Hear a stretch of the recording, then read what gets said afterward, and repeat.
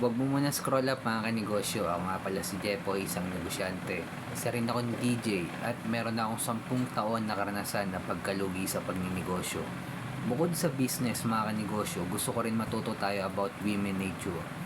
Dahil naniniwala ko, isa sa mga magpapabagsak ng binibuild nating empire or negosyo or ambition, goal, dream ay maling pagpili ng kapartner natin sa buhay. Lalo na kung aanakan mo yan, magkakaanak kayo, or papakasalan mo yan. Isa sa mga red flag mga kanegosyo, narinig nyo naman yung quote na more colorful the frog is, more poisonous. Ewan ko kung tama yung grammar ko mga kanegosyo.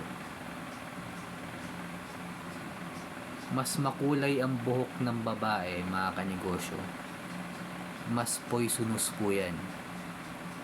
Ang dahilan kasi kung bakit sila nagpapakulay ng buhok,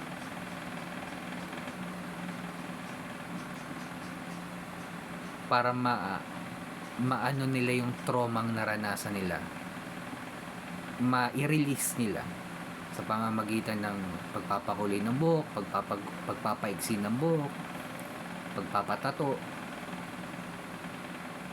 Ibig sabihin nakaranas sila ng trauma. Sa babae mga kanegosyo, once na damage na yan, impossible to fix na yan mga kanegosyo.